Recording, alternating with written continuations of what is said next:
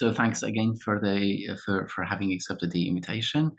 If you don't mind, I have a very introductory note about you, Michael, and then we'll dig with the questions. Michael Patrick Lynch is professor of philosophy at the University of Connecticut. He's also the director of the University of Connecticut Humanities Institute. As director of the Humanities Institute, he has headed a Templeton-funded project on humility and conviction in public life, which I found it really interesting. He has written prolifically on topics such as truth and pluralist theory of truth, epistemology, big data, democracy, as well as humility. Among his books are Truth in Context, True to Life, Truth as One and Many, In Praise of Reason, The Internet of Us, and finally, the book that we are going to discuss today, namely Know It All Society, Truth in and Arrogance in Political Culture. So Michael, my first question is that from writing on truth and its problems, you have shifted to the question of data and internet, and then further on intellectual arrogance. What brought you to write about arrogance? After all, arrogance and hubris usually describe either a personality trait or religious vice. Your analysis is definitely more intricate than my synopsis, but you aim to formulate arrogance apparently as a social phenomena. Yes, that's right, and that's exactly right. That I think of arrogance as a social phenomenon. But on the question, and it's a good question, how I managed to arrive at thinking of arrogance as a social problem that a philosopher needed to examine, or that I think people in general need to think about, reflective people. I think the journey there started with the realization that when it comes to questions of truth, one of the most central puzzling questions that I've been, in some senses, obsessed with is a question that I think has wider importance than it might look like at first glance. And that is the question of how can there be more than one true story of the world while also there being definitely false ones, right? There are some stories, some narratives, some theories that we just really want to rule out as being clearly incorrect. But on the other hand, we want to allow for some sort of pluralism about how we approach the world. In my earlier days as a philosopher, I really thought of that as sort of an abstract, metaphysical, epistemological problem. And it wasn't until the last decade or so that I started to realize, perhaps amusingly so, it took me so long to realize that this was actually also a political problem. And so I started to think about what are the barriers to us accepting that more than one story of the world. Earlier, I'd been and were conceptual ones, logical ones. But then I started to realize that much of how we gain information about the world, of course, is through the internet. And nowadays, almost all the information we get about anything is downloaded, is through what I call Google knowing. And I began to realize that needed its own analysis, and that led to this book, Internet of Us. But that also led me to realize that the worlds that we're Googling, the digital worlds we're inhabiting, are, as we all now know, many people work on this, are distinct, in some sense, distinct worlds. They are epistemically closed to one another. And that led me to realize that, at least for myself, that if I wanted to sort of grapple with this big question, I needed to start thinking not just about the data that was entering our brains through Google, but how we reflect on the data that does enter our conceptual system, how we should reflect on our own beliefs. And that led me to the idea that a lot of the ways that we often tend to reflect on our beliefs are unhealthy. And the attitude, I think, that is often to blame for some of our most violent and destructive politics and epistemologies is an attitude that I called arrogance. Right. Michael, talking about dogmatism and convictions, especially tribal convictions, you add that, I'm quoting you, it's tempting to think that these problems can be handled with technical, policy-driven solutions, reimagining our digital platforms or passing new legislation or teaching people more facts about civics. And without a doubt, those things are terribly important. But at the end of the day, dealing with our attitudes toward truth and conviction won't be solved just by teaching people more facts when we don't agree on what counts as facts, end of quote. You make it clear, Michael, already in the beginning of your book that the problem is not a technical one, it's a human problem. Why a technical solution cannot solve this problem? Well, I certainly, just before I answer that directly, I just want to acknowledge, as I did in that passage, that it's not, I'm not saying that reimagining our social media platforms wouldn't be a good thing. Clearly, that would be a good thing. Certainly, technical policy interventions on any wide social problems are needed, required, and need to be guided by thoughtful, reflective,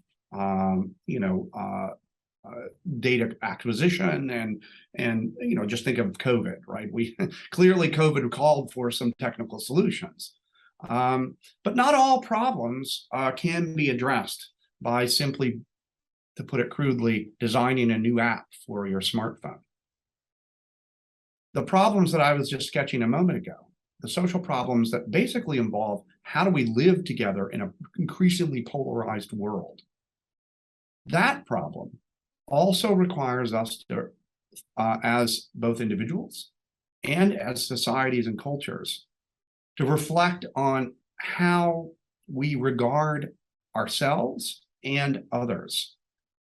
And that makes it sound, of course, in one sense, you might say, oh, well, there's a philosopher talking about sort of impossible goals, trying to get people to be more humble and more open to each other. When, somebody, an engineer might say, look, just give me a few more dollars and I'll design a new platform, which we can address this problem. But as I just said, I don't think all the new platforms, all the new policy interventions in the world won't help us if our root attitudes are corrupted by this attitude I call arrogance. So let me just say a little bit about that.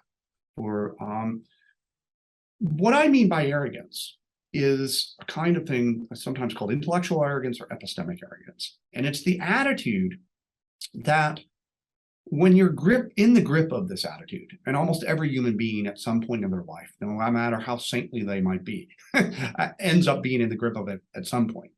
When you're in the grip of this attitude, you think that, at least with respect to some topic, no one can teach you anything. You might be able to increase your knowledge because you're such a genius, but when you're in the grip of this attitude, but you don't think anybody else can help you. That's the idea, not just of a know-it-all, but as somebody who thinks that due to, I think, a sensitivity in their ego, they've come to equate truth and their ego. And once we're in the grip of that attitude, it's easy to start to think of other people, particularly people we politically disagree with, as being people that cannot teach us anything and from which we can learn nothing. And so it justifies our no longer really treating them, in a sense, as human beings. And that is very problematic. And I think dealing with that issue, which is about human beings, requires intervention at the level of the human. It requires intervention by people who know something, as it were, about human beings, not just philosophers, but political scientists, anthropologists, literary critics, artists. These are the sorts of people who reflect on how we live our lives. And that's the sort of intervention that I think is required. And it's a spontaneous question. I think you definitely don't believe that by getting rid of truth or seeking truth, we will get rid of arrogance. No, I mean, I think, if we just say, naively, when I was younger, I would thought, well, if we could just teach people more facts, they would learn that the people that they're disagreeing with maybe aren't all that bad, or that we could come together, right? This is the sort of young person's idea, right? So, oh, if we just knew more stuff, right?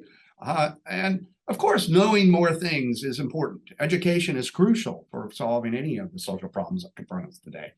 But it alone is not going to solve the problem, because what are we educating for? if we don't get people to start to have an attitude of reflective humility, the sense that, in other words, I can gain from what other people bring to the table who are different from me, and that I might not know everything. If you don't have that attitude, then you'll fall into this, you could easily fall into this view that, yeah, I'm learning more stuff, but it's only because, well, I'm so amazing, and nobody, and we are so amazing. We haven't talked about that social aspect yet, but and they are not. So I think seeking truth while you're under the grip of this condition of arrogance often leads you in the wrong direction. You might learn some more things, but not things that will help you address these social problems of polarization. The book is published in 2016. There are obvious examples in the book from Trump in the USA, but also en passant, you talk about the presidential elections back in Brazil, the nationalist movements in Hungary, Austria, and the UK. I quote you, the more we come to think that tribal convictions are that should matter, the more we arrogantly dismiss evidence for victory and truth for power, the weaker our grips on democracy becomes, no matter who is in power. End of quote. What is a statement? Was it a statement triggered simply by Trump presidency, or is it a statement about our times as an unsettled time, a time where humans, again quoting you, are apt to go about the business of forming their political convictions in a very defensive, identity protective way? End of quote. I think that we are living in very unsettled times. That's not news to anyone. Even obviously with the pandemic has made various problems worse. Climate change is making various political problems worse.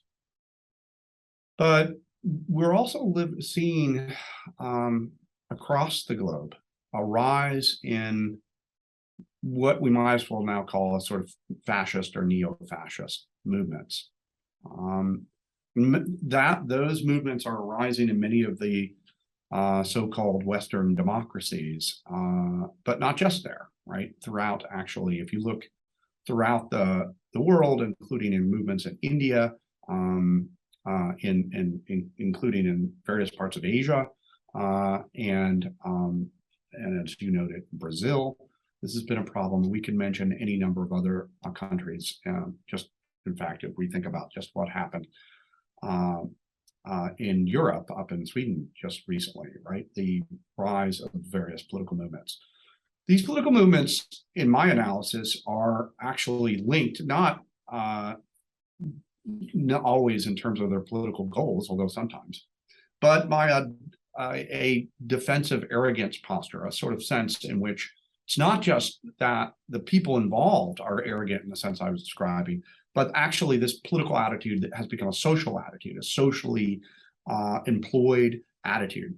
Psychological attitudes are like that. Human beings, they spread, they infect other human beings. Fear is the biggest example, right? Groups begin to fear as a group, right? In the face of certain dangers or perceived dangers, and that fear can spread. That's a famous and well-known example from all of us can probably understand.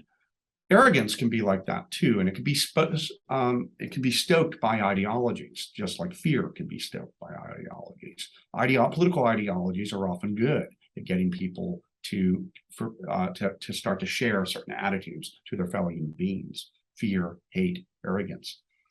And the social kind of arrogance is the idea that we know it all and they don't, that we have all the right answers to the problems of the day and they don't, and that we are the ones that are worthy of, because of that, that is our social group, is the one that is worthy of political dominance.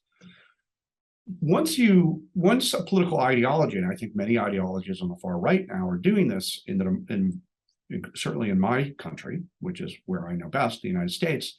In the United States,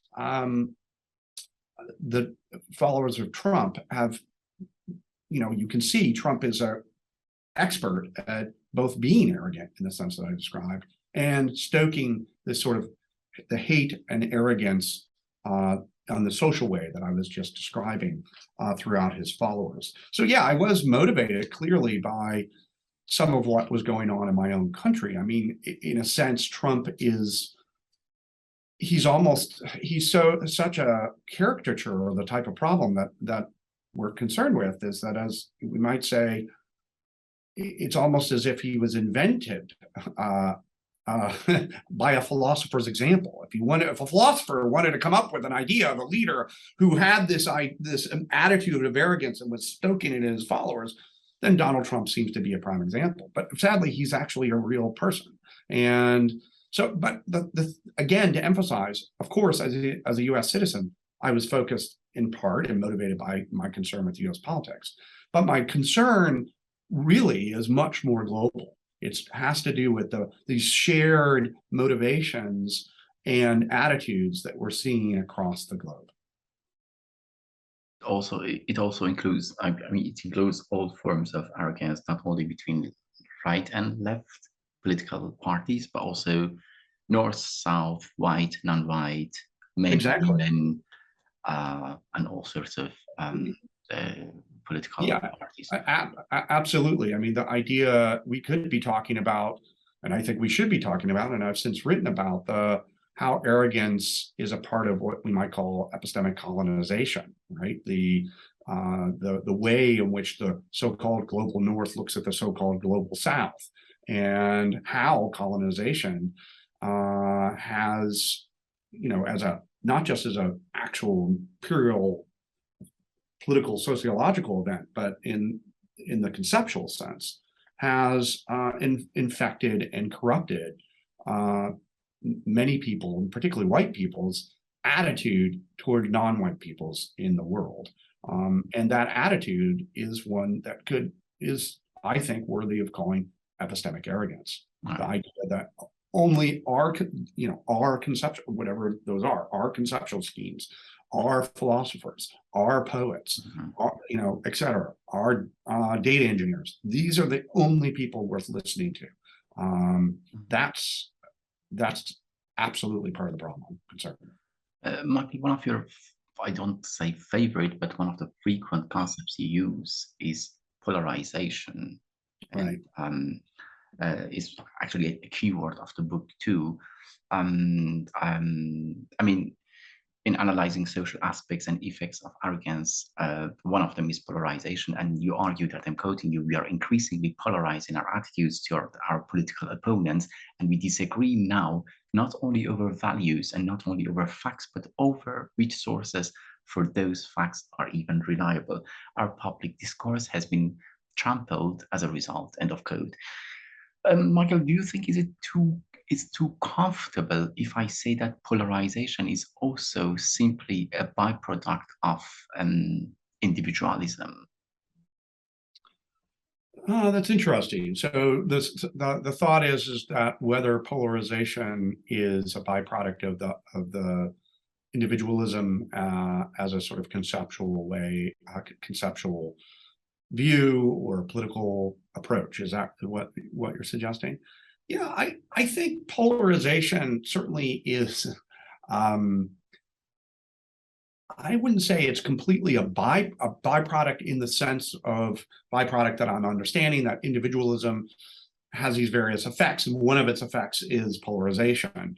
I think that what I would do is I would say maybe we could agree on this, that individualism as a political approach that's been stoked by, in fact, the far right movements that I've been talking about, those far right groups, I think, encourage polarization in a variety of ways. One of the things that encourages polarization is the worship of the individual and the individual point of view, and to the denigration of the collective or society. I would certainly agree with that. That's one of the factors.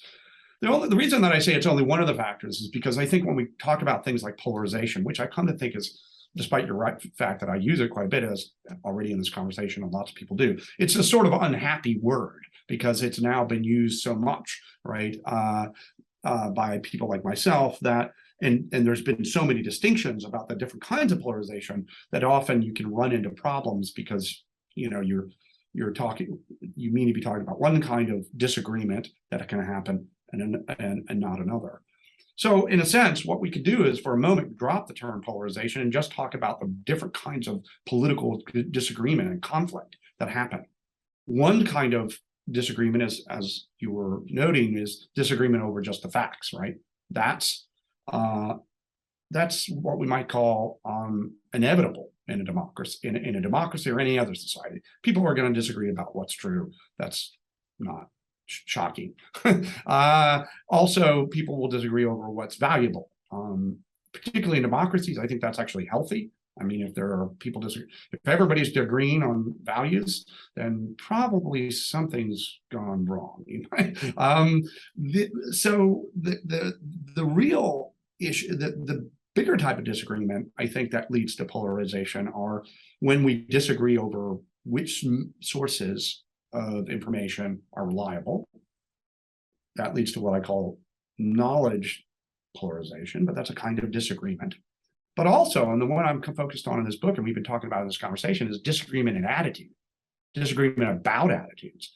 The sort of effective, what psychologists call effective polarization, is the idea that it's not just that we think our opponents are mistaken, but we think they're immoral, untrustworthy, not human, and that sort of thing.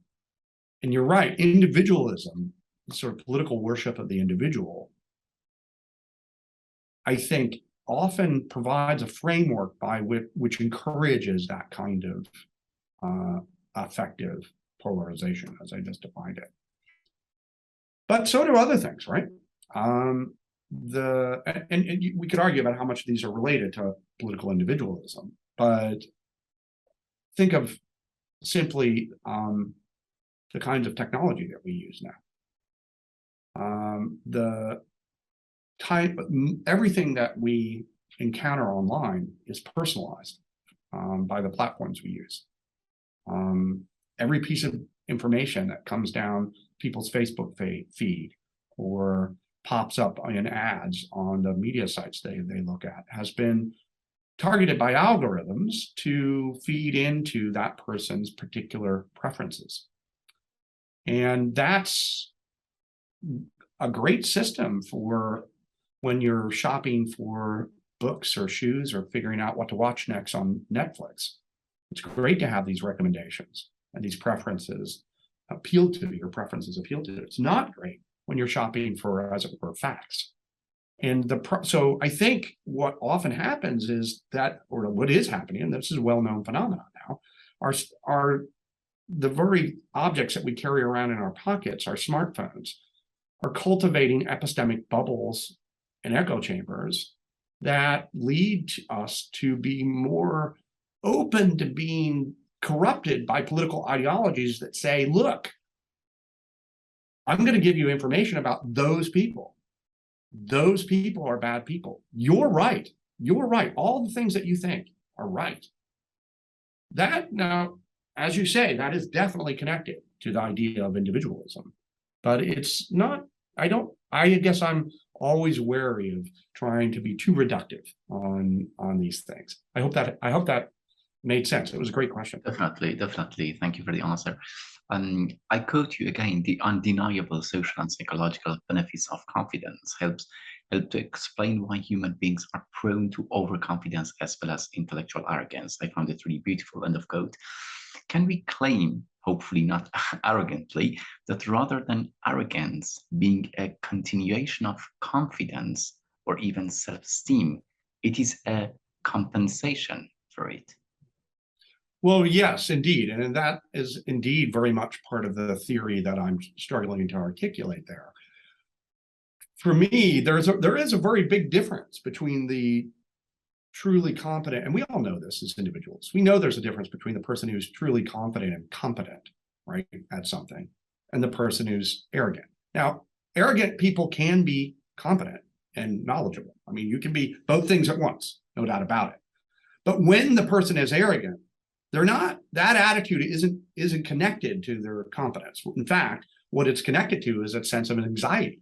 Arrogance comes out of anxiety, out of a worry, a fear of getting things wrong, a fear of being socially seen as someone who doesn't know. arrogance is a kind of, insecurity of the ego, which the truly confident don't have. So, you can be a super knowledgeable. Actually, you could know it all, as it were, about some subject without being arrogant, but you could also know it all about some subject and actually also be arrogant. And the arrogance, however, is, as I said, stemming from an anxiety that is concerned about the ego and encourages the arrogant person, whether they're socially arrogant or politically arrogant, in the sense we were talking about before, in the collective sense or in the individual sense, encourages them to, as I said, equate ego and truth. At the logical limit, the truly epistemically arrogant person is someone who thinks that just because I think it, it's true. And that is obviously an incoherent thought, right? It's irrational, but just because I think something doesn't make it true. But that arrogance is at bottom irrational. It is not a coherent attitude. But human beings, sadly, are often not particularly coherent as selves. I hope that helped. A bit of a longer question. I appreciate your patience. Is that I quote you again. I mean, I wrote, I think, hundreds of beautiful sentences from the book. So I quote you, that's what makes our situation deliciously ironic. We so strongly hate not knowing that we try to convince ourselves and everyone else we know more than we do, end of quote. Don't you think, Michael, that another reason for such attempts to hide behind one's professed knowledge is that this way we look more serious, a seriousness that also convinces others to take us importantly. In her Ethics of Ambiguity, Simone de Beauvoir states, I'm quoting her, but the serious man puts nothing into question.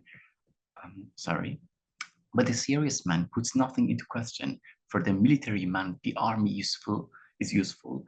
For the colonial administrator, the highway. For the serious revolutionary, the revolution. Army, highway, revolution. Productions becoming inhuman idols to which one will not hesitate to sacrifice man himself. Therefore, the serious man is dangerous. End of quote. Yes. So again, my question there was the relation between like this attempt to be serious and to be accepted, because I'm accepted as long as I look serious, at least. Right. Indeed. I think that's very perceptive and a beautiful contrast between these two concepts and actually putting them together. Notion of the serious man is exactly the sort of thought that you're right, that I'm, or very similar to the fear, the kind of anxiety that I think often motivates arrogance is the sort of thing that I think is often connected to what we might call the manifestation of the serious man. The connection between the two is, as you put it right at the front of the question, is that I claim that we fall into arrogance or are pushed into it by either a fear, an individual fear of being perceived as unserious, as not knowing, and wanting to be rewarded for being serious or knowing. Or we're pushed into it by ideologies that, for their own purposes, the people who are manifesting those ideologies want us to feel that way. They want us to get into an attitude that is insecure, because when an authoritarian ideology is pushed on you, it's often for the reason to make you afraid, make you feel like that you're not being seen as serious by people on the other political side. And so the idea is to get you to be solely focused on whatever the ideology wants you to focus on, generally power, at least for for your side. And that encourages, you're right, something much like this concept of seriousness, this single-minded focus on the perception of competence and control, and the idea that the serious person can be, in that sense, a serious, dangerous person is the sort of thing I'm getting at when I say that the arrogance is politically dangerous. Michael, can we believe that about, and those which I feel safe? I mean, because you talk about the fact that we might be arrogant on some occasions about some topics and humble on some other topics. Can we, or is it too hasty a conclusion to say that we are more humble in cases we feel safer, and we are more arrogant on the occasions or circumstances that we feel susceptible? No, I think that's extremely perceptive and correct. I think one of the things that makes arrogance such a politically useful thing to cultivate by authoritarians is because, as I was saying just a moment ago, the sort of an authoritarian ideology is often geared at trying to make you feel unsafe. And once you begin to feel unsafe, you can then be told a story about how your group, your race, your culture is superior, your religion is superior to others. I think this connection between lack of a feeling of being at risk and arrogance that you just made is very much at the heart of the idea that I talk about. And you mentioned the idea of conviction. Our convictions, our political convictions, our religious convictions, are worthy of calling them conviction. We can, what we mean, I think, when we talk about a conviction, is not that we just believe that something is the case. I believe even beliefs that we don't seem we could change our mind are not really necessarily convictions. I can believe that 2 + 2 = 4, and I don't think I'm going to change my mind about that. But that's not really worthy of calling a conviction, because a conviction is a commitment that I have to an idea that emerges or reflects my aspirational self, my self-identity. It is connected to how the kind of person I perceive myself as being, and more than that, the kind of person I want to be perceived as. Our convictions, in that sense, sometimes we don't live up to them because we don't live up to the kind of person we're aspiring to be, or we aspire to be part of a group that we may not be a part of. Those convictions, therefore, are very much connected to our concern for our own self-identity. When people attack our convictions politically, or our religious convictions or moral convictions, when they attack our convictions, it feels as if they're attacking us as people. And in some ways, that's right, because a conviction reflects your sense of who you would like to be, even if you really aren't that person. And that means that having convictions, always puts you at risk of arrogance. It doesn't always lead to arrogance, thank goodness, but it puts you at risk of that, because when your convictions come in conflict with others, you will feel unsafe. And when you feel unsafe, as you just pointed out, is when we're more prone to defensively claim this position that, well, I know it all, we know it all, we got it all figured out. I don't need to listen to you. And that's deeply troubling, both on an individual level and deeply problematic politically. Thank you very much for the answer. In my opinion, one of the key features of the book is the significant distinctions it makes between concepts and the way it elaborates them analytically. As said earlier, different forms of arrogance, for example, was an example. And another example for me is the difference that you make between corruption and pollution, but no less important is a difference you make between lying and deceiving. Could you please elaborate about it? I mean, like this difference between deception and lie. Yeah, so normally we think of a lie as a attempt by someone to get someone else to believe something that they sort of know is not true. If I have an intention, in other words, to deceive you. So deception, lying and deception are connected, because when I lie, I'm intending to deceive.